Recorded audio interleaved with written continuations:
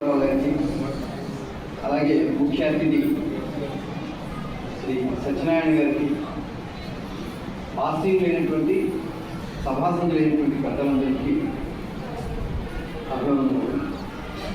చిరంజీవులందరికీ కూడా శుభాశీస్సులు. ఇందాక సత్యనారాయణ గారు చెప్పారు, నారాయణ సమారక్ష శంకరాచార్య మధ్యమ అస్మదాచార్య పర్యంతం. సాక్షాత్తు విష్ణుమూర్తి దగ్గర నుంచి శంకరాచార్యుల వారు పరముడు. శంకరాచార్యుల వారికి మనకి ఒక 30 సంవత్సరాలు అటు ఇటు 30 సంవత్సరాలు వచ్చేసరికి కన్యాకుమారి నుంచి కాశ్మీర్ వరకు ఆ రోజుల్లో ఈ బస్సులు, విమానాలు, రైళ్లు ఏమీ లేని రోజుల్లో అడవులు దాటుకుంటూ వెళ్ళి ఆ రోజుల్లో ఉన్నటువంటి ఎన్నో రకాలైనటువంటి మతాలన్నింటినీ కూడా జయించుకుంటూ వెళ్ళి ఈనాటికి ఎవరు ఎన్ని తార్కికంగా ఎన్ని ప్రశ్నలు వేసినా అంతిమంగా అద్వైతమే మనకి సింహాసనాధిష్టానం చెప్పాల్సినటువంటి గొప్ప శక్తివంతులైనటువంటి శంకరాచార్య వారు మనకు పరముడు. ఆ పరంపరలో మనకి ఎంతో మంది గురువు. ఇందాక వ్యాసుల వారి గురించి చెప్పారు. వ్యాస మహర్షి వేదాలని విభజించారని చెప్పి మీరు ఋగ్యజు సామాధారణ వేదాలు చెప్పారు కదా.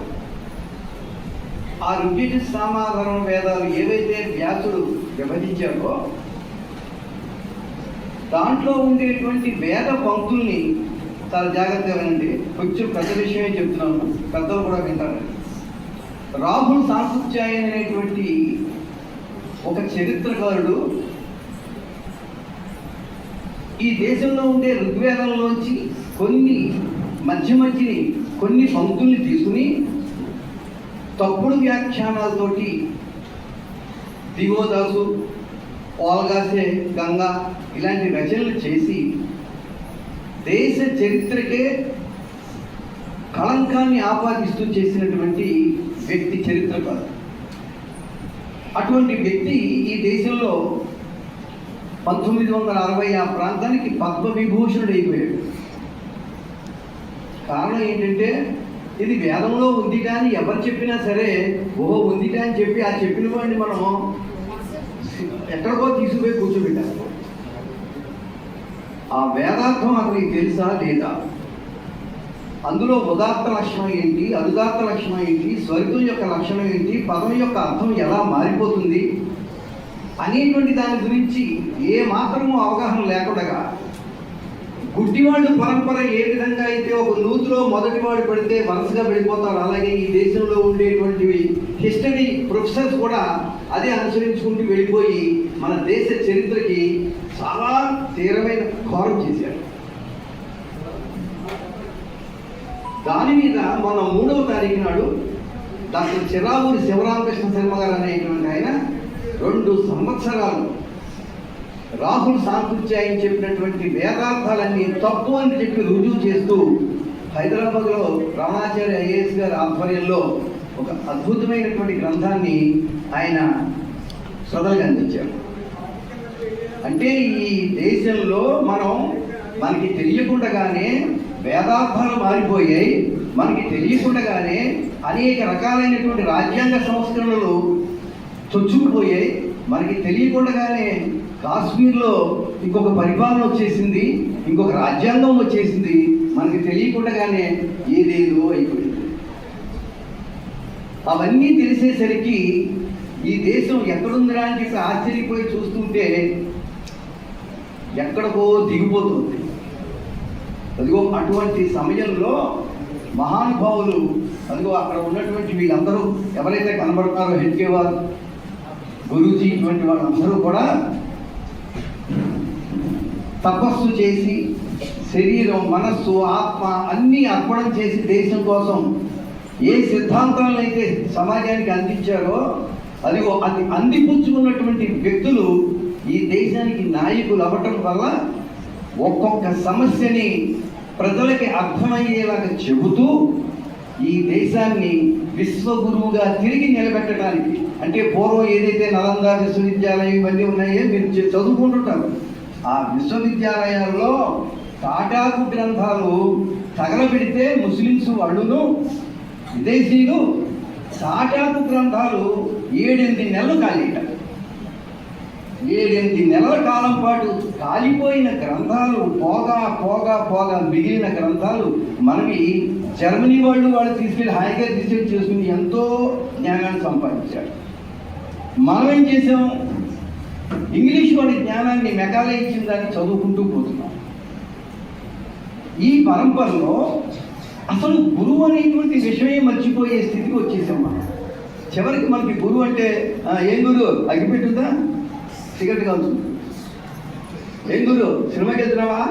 చివరికి గురు శబ్దాన్ని ఆ స్థితికి మనం ఉపయోగించేటువంటి సమాజంలోకి వెళ్ళిపోయాం.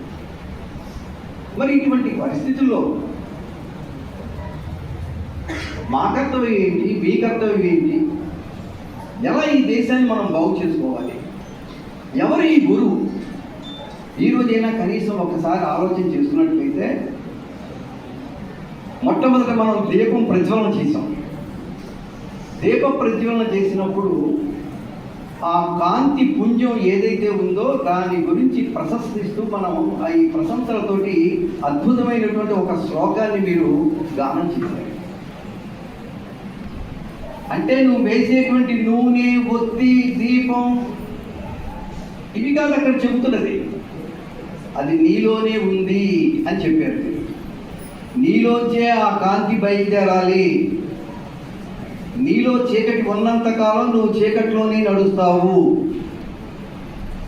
నీలో కాంతి, జ్ఞానం అనే కాంతి నువ్వు ఎప్పుడైతే వెలిగించుకుంటావో అది బ్రహ్మజ్ఞానానికి వెళ్ళి అది గురుజ్ఞానానికి వెళుతుంది అని మీరు పాడిన ఈ శ్లోకాల్లోనూ వాటిల్లోనూ అంతస్తారు.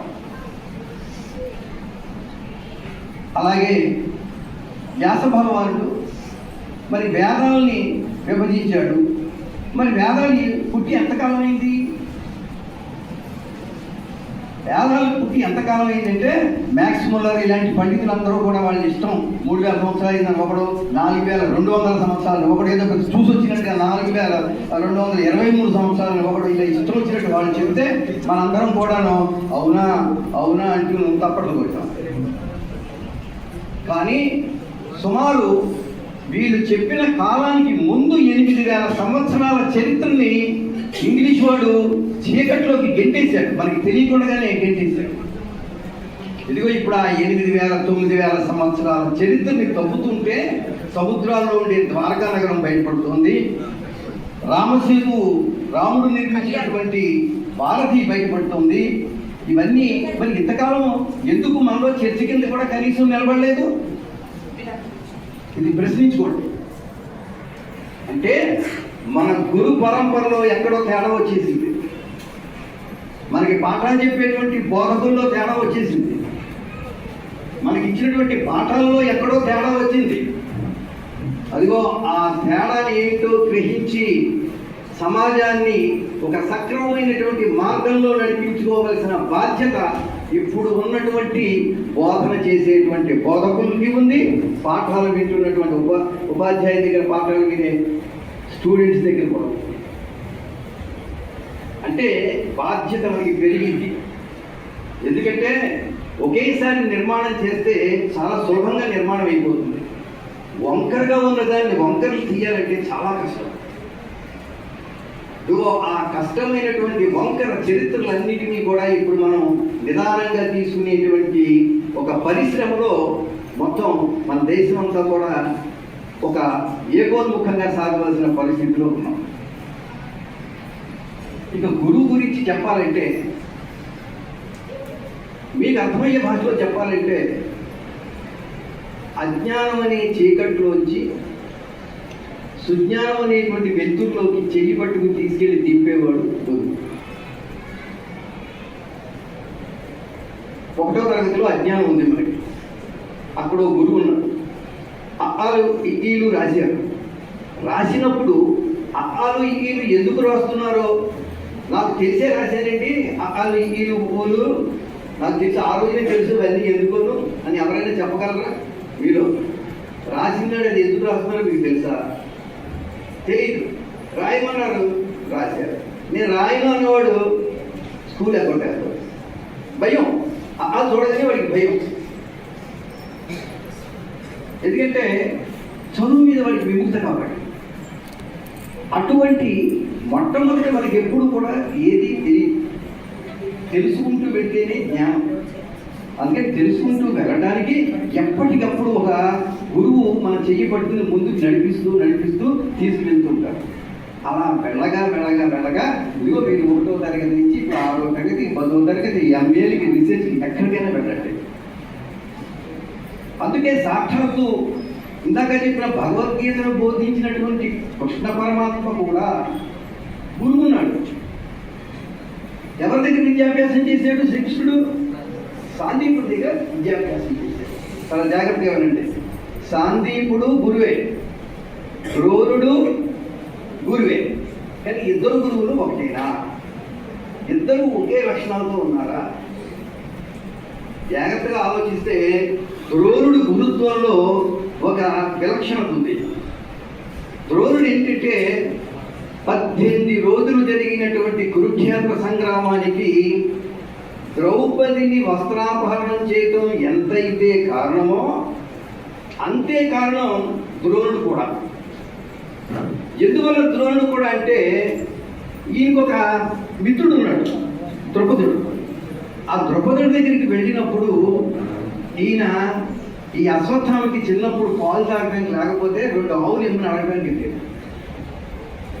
ఆయన ఏదో చిరాకులో ఉన్నాడు, ఈయన కాస్తంత అవమానపరిచాడు. దాంతో ఈయన బ్రాహ్మణుడు అయినప్పటికీ కూడా సాత్వికమైన ఆలోచనల్లోంచి ఒక్కసారిగా కోపంలోకి వెళ్ళి నన్ను అవమానం చేశాడు కాబట్టి ఈ ద్రౌపదుడిని అంతు చూడాలి అనుకుని వెళ్ళిపోయాడు అక్కడి నుంచి.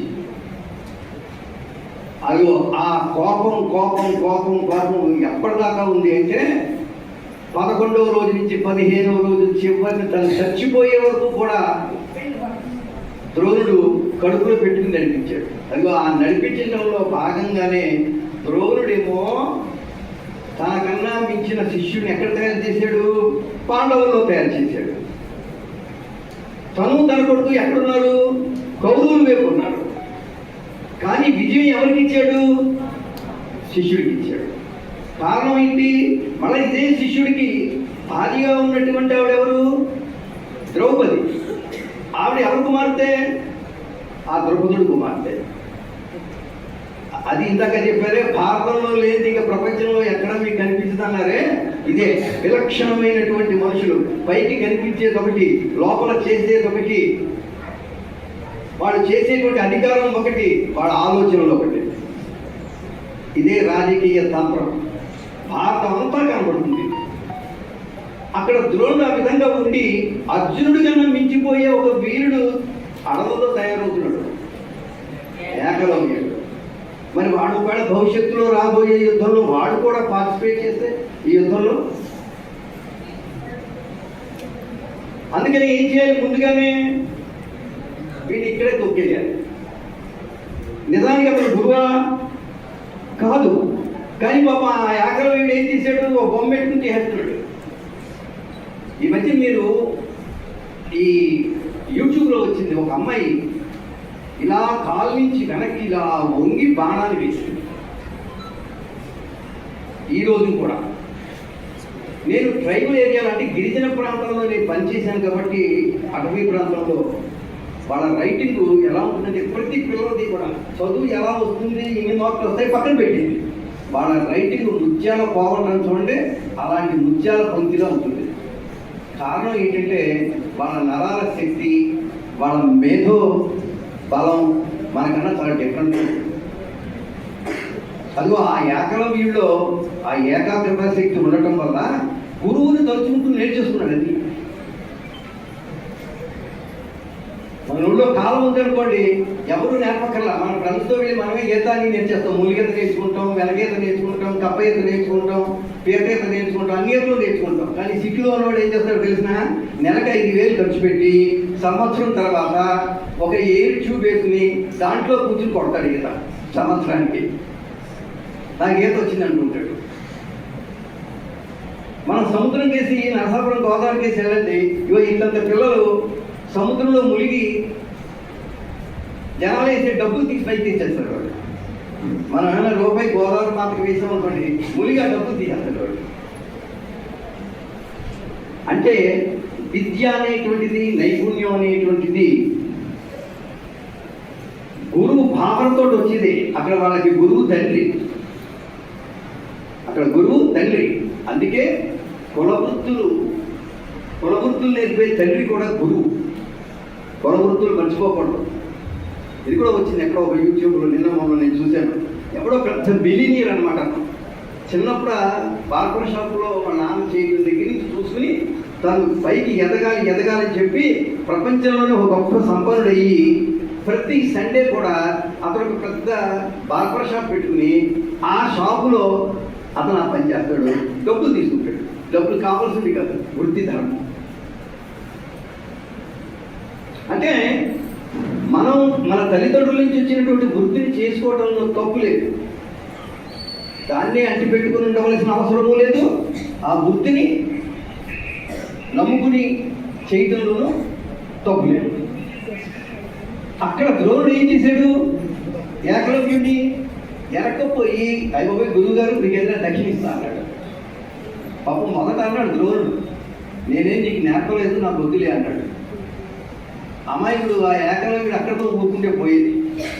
ఏం చేశాడు? అబ్బాయి కాదండి మీరు తీసుకోవాల్సిందే అన్నాడు. మనం కూడా చూడండి, భోజనం పెట్టేటప్పుడు కాదు కదా ఇంకొంచెం తినండి ఇంకో ఊరేస్తాం. అలాగా ఇంకోసారి అడిగాడు. అడిగేసరికి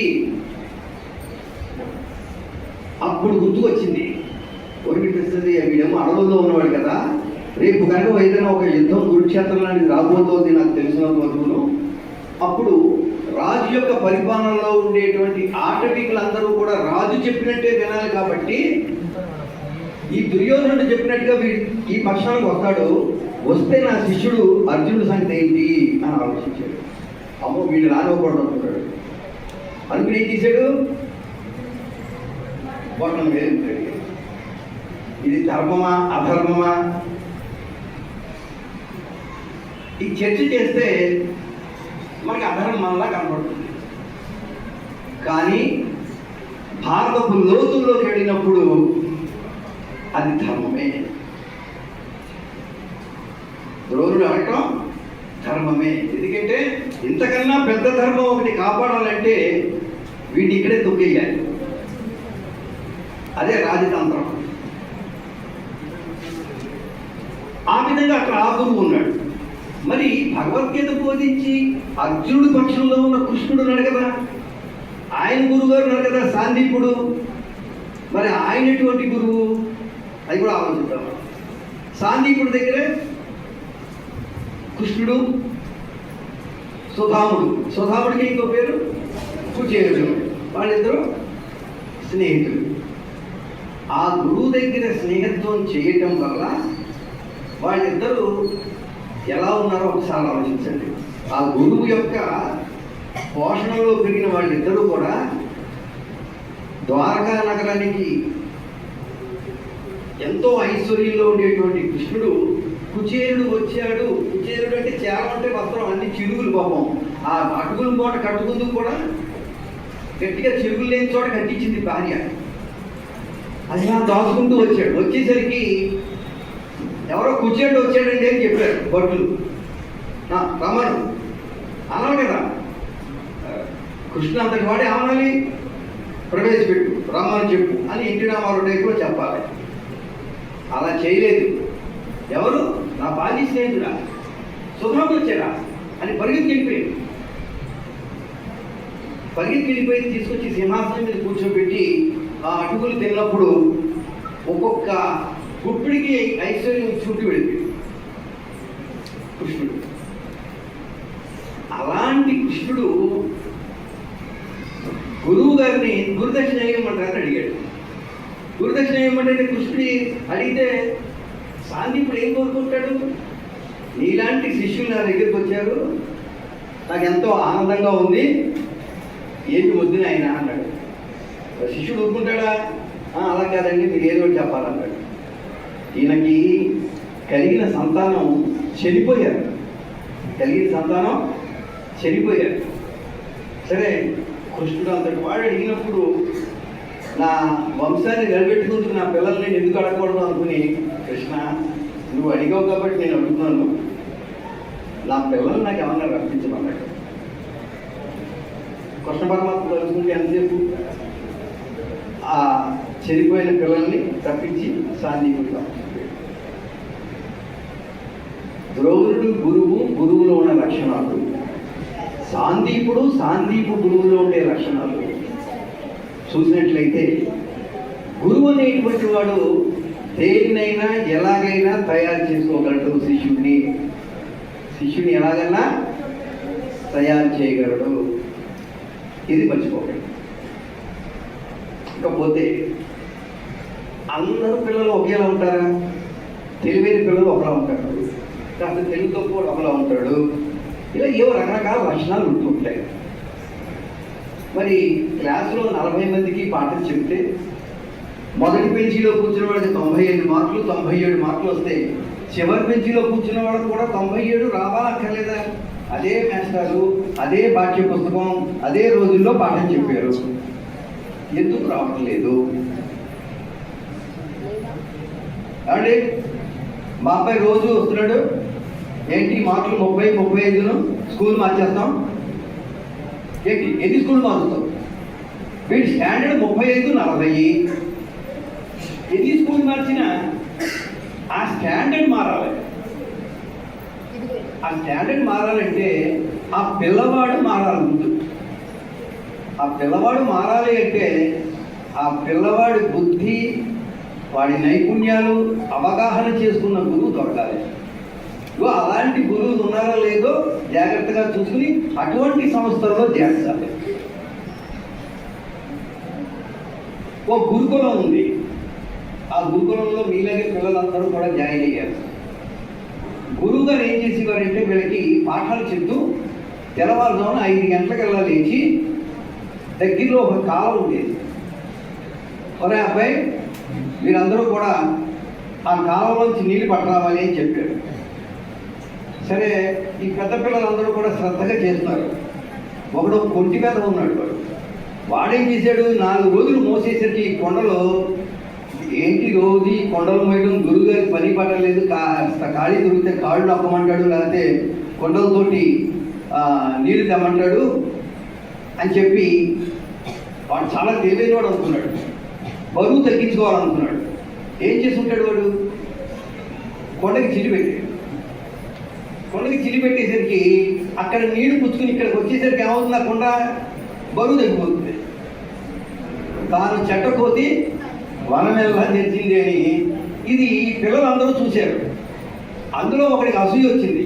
వీడేమో కొండేసి వస్తాడు, మనమేమో మోసుకొస్తున్నాం, గురువుగారికి తెలియట్లేదు, గురువుగారికి తెలుసు, అయినా కూడా ఏం పట్టించుకోవట్లేదురా, గురువుగారికి అంటే ఇష్టం రా, మనం ఎంత కష్టపడినా సరే మనం అంటే ఇష్టం ఉండదు, ఇలా చెప్పుకుంటారు కదా పిల్లలు. పాప అలాగే చెప్పుకుంటూ వస్తుంటే 2 నెలలు అయిపోయింది. 2 నెలలు అయిపోయిన తర్వాత ఆ కాలువ దగ్గర నుంచి ఈ కుటీరం దాకాను అటు ఇటును పూల మొక్కలు వచ్చాయి, వరుసగా వచ్చేసాయి పూల మొక్కలు. ఇదేంటి, మనం ఎవరు నీడిపోయలేదు కదా, ఈ మొక్కలు ఎలా వచ్చాయి అని అందరూ ఆశ్చర్యపోతున్నారు. అప్పుడు ఇలాగే ఒక గురు పూర్ణిమకి మీటింగ్ పెట్టుకున్నారు. గురువు గారు మాట్లాడుతూ చెప్పారు, ఈవేళ మనం ఈ గురు పూర్ణిమ సందర్భంగా నా శిష్యుడు చిరంజీవి మన మర్కటేశ్వరరావుని, ఎవరు కొండను బద్దలు కొట్టాడే వాడి పేరు మర్కటేశ్వరరావు అనుకున్నట్టు కోతి అనుకున్నాం. ఆ మర్కటేశ్వరరావు గారికి నేను ఇప్పుడు బహుమతి ఇస్తున్నాను అనగానే పిల్లలందరికీ కోపం వచ్చేసింది. ఎందుకు వచ్చింది, వీడేమో కొండలు బద్దలు కొడతాడా, వీడికి ఏంటి బహుమతి ఇవ్వడం ఏంటి అని రాదా కోపం వచ్చింది. లేచాడు, మరి కష్టపడ్డాడు. అందరూ 2 కొండలు మోస్తే 4 కొండలు మోసేవాడు. గురువుగారి శభాష్ అంటారండి. గురువుగారండి ఇది అన్యాయం అండి అన్నాడు. దేనికి నాయన అన్నాడు. వాడికి ఏంటంటే కొండలు బద్దలు కొట్టాడు, మీరు ఎప్పుడు చూడలేదు, తెల్లారుజామున మీకేంటి, మేము ఆ కుటీరంలో హాయిగా కూర్చునేవారు, మేమంతా మోసామండి అన్నాడు. ఒకరు పిచ్చివాడ, నాకు తెలియకపోవడం ఏంట్రా, మీరందరూ కొండలు మోసారు, 15 రోజులు పోయిన తర్వాత నేను వాడికి కావిడి ఇచ్చాను, వాడి కావిడిలో 2 కొండలకి చిల్లు పెట్టాడు, ఆ కావిడి మోసుకొచ్చేటప్పుడు ఆ దాటి ఈ దాటి నేనే విత్తనాలు వేసాను, వాడి పోసిన నీళ్ళతోటేనా ఈ మొక్కలన్నీ పూలు పూసాయన్నమాట. అర్థమైతే ఇప్పుడు మీకు? అంటే ఇప్పుడు శిష్యుడు గొప్పవాడా, గురువు గొప్పవాడా? చెప్పండి. శిష్యుడు గొప్పవాడా, గురువు గొప్పవాడా? శిష్యుడు ఎటువంటి వాడైనా భరించి గురువు వాడిని సక్రమంగా తీర్చిదిద్దాలి. అలాంటి గురువులు ఎక్కడున్నారో అక్కడ మనం విద్యాభ్యాసం చేయాలి తప్ప ఫ్యాన్లు ఉన్నాయా, ఏసీ ఉందా, లేకపోతే ఇంకొకటి ఉందా అని చూసి జాయిన్ అయితే మనకి ఏం వస్తుందో ఏం రాదో. ఇందాక కామేశ్వరరావు గారు చెప్పారు, వాడు అబ్బాయి నేను ఇక్కడ చదవను, బొట్టుందిగా, బొట్టు ఉంటే బొట్టు పెడితే చదువు చెప్పను, నువ్వేమో నామం పెడితే చదువు చెప్పను, నువ్వు ఉన్నవన్నీ తుడుచుకుంటేనే నీకు చదువు చెబుతాను, నువ్వేమో ఈ దీపం ముద్దులకేమో ఇది కొరకదు, మా క్యాంటీన్తోనే వెలిగించు, ఇది ఆ చదువు. వాడి ప్రసాదం నువ్వు తినకని చెప్పడం అదా చదువు. దేవుడు ఆనందంగా ఉన్నాడని మనం చెబుతుంటే నా దేవుడే దేవుడని చెప్పినవాడు బుద్ధిహీనుడా, బుద్ధిమంతుడా? అది మీరే నిర్ణయించుకోండి, నేనేం చెప్పను. మీకున్న విచక్షణతో మీరు ఆలోచించుకోండి. ఈ విధంగా మనకి గురువులు శిష్యుల్ని తయారు చేస్తాడు. అలాగే వివేకానంద లాంటి శిష్యుల వల్ల రామకృష్ణ పరమహంస లాంటి గురువులు కూడా మంచి కీర్తి వస్తుంది. అందువల్ల మీరు అందరూ కూడా గురువులకి కీర్తి తెచ్చేటువంటి స్వామి వివేకానంద లాంటి గొప్ప శిష్యులు కావాలని చెప్పి నేను మనస్ఫూర్తిగా మీ అందరినీ ఆశీర్వదిస్తూ, ఇక్కడ ఉన్నటువంటి గురువులందరూ కూడా సహనంతో ప్రతి విద్యార్థిని కూడా తీర్చిదిద్దడంలో వాళ్ళకు ఉన్నటువంటి వ్యక్తిగతమైన సమస్యలు అన్నింటినీ కూడా పక్కన పెట్టి ఇక్కడికి వచ్చి మీ ముఖాల్లో ఉండే ఆనందాన్ని చూసి వాటిని మర్చిపోయి మీతో గడుపుతున్నటువంటి ఆ బోధనా వేళలన్నింటినీ కూడా భగవంతుడు సక్రమమైన రీతిలో సాగించాలని చెప్పి కోరుకుంటూ, నా గురు పరంపర అయినటువంటి నన్ను ఈ విధంగా తీర్చిదిద్దడంలో నేను చదువు మానేసి నేను మా ఇంట్లో ఏం చేశారంటే నాకు మంత్రాలు నేర్పారు. మంత్రాలు నేర్పడానికి చదువు మానిపించేశారు. వినండి జాగ్రత్తగా, ఒక్క 2 నిమిషాలు ముగించేస్తా. మంత్రాలు నేర్పడానికి చదువు మానిపించేశారు. సంవత్సరం తెల్లవారు 4కి మంత్రాలు చెప్పేవారు, రాత్రి 9కి కూర్చోబెట్టి మంత్రాలు చెప్పేవారు. మధ్యకాలంలోనూ మాకు ఒక 4 ఆవులు 4 గేదెలు ఉంటే మేపుకు రావడం, అక్కడేం తీసుకోవడం, బూటీ పిల్ల, గోళికాయలు, ఆకాట్లు, కాలంలో ఈతలు కొట్టడం, వాడిని వీడి కొట్ట వీడిని వాడి కొట్ట, అలా సంవత్సరం గడిచిపోయిన తర్వాత పమ్మి సత్యనారాయణమూర్తి గారు అని చెప్పి మాస్టరు, ఒరే కాకిలా తిరుగుతున్నావరా, చదువుకోవాలి లాభం లేదని చెప్పి చెప్పడం, రాహుల్ సత్యనారాయణమూర్తి గారు నన్ను తిరిగి జాయిన్ చేశారు. జాయిన్ చేసిన తర్వాత ఇక్కడ ఓరియంటల్ కాలేజీ అని ఉండేది, ఇక్కడ కాలగట్టు ఉంది. ఆ ఓరియంటల్ కాలేజీలో ఫీజులు తక్కువ చెప్పి అక్కడ చదవడానికి వెళ్ళాం. ఫీజులు తక్కువని అక్కడ చదవడానికి వెళ్ళి అక్కడి నుంచి డాక్టర్ జీవి సుబ్రహ్మణ్యం గారు, కొత్తపల్లి వీరభద్రరావు గారు లాంటి మహాముఖులైనటువంటి ప్రొఫెసర్స్ దగ్గర అక్కడ చదువుకునే అదృష్టం వచ్చింది. అలాగా చదువుకున్న తర్వాత ఇక్కడ మనకి చాలామంది తెలుసు, బీకేఎస్ గారు అంటే చాలా ఫేమస్, వారి దగ్గర చదువుకున్నాం. సోమన్ సత్యాన్ని గారి దగ్గర చదువుకున్నాం. అలాగే అన్నీ చదువుకుని రాష్ట్రం అంతా కూడా తిరిగి ఉద్యోగంలో ఉండేటువంటి అంశాలకి, రాజకీయానికి ముడిపడని విషయాలలో సాధించుకుంటూ రిటైర్మెంట్ వరకు కూడా ఏ మాత్రం నా చేత్తో నేను ఎప్పుడూ ఎవరికి రాజకీయ నాయకుడికి దండ వేయకుండా నా ఉద్యోగాన్ని నేను సక్రమంగా నిర్వర్తించుకుంటూ నేను రిటైర్ అయ్యాను. ఆ విధంగా ఒక ఆత్మస్థైర్యంతో ముందుకు నిలిపేలా చేసిన మా గురుపరందరికీ కూడా, ఆ పరంపరలో ఉన్న నా గురువులందరికీ కూడా ఈ సత్కారం వాళ్ళకి చెందుతుంది అని నేను సహృదయంగా చెప్పుకుంటూ, నేను నిమిత్త మాత్రుడిని శ్రీచక్ర దేవత అనుగ్రహిస్తూ